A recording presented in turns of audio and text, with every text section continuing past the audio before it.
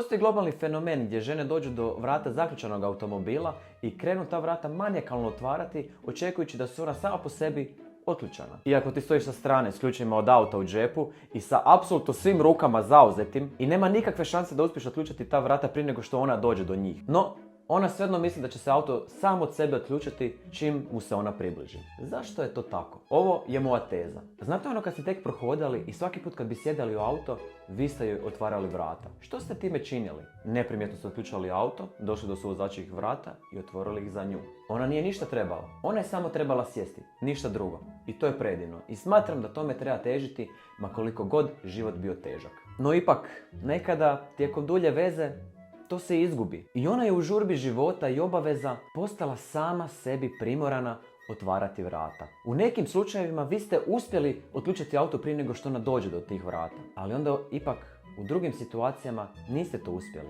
I onda je došlo do ovoga.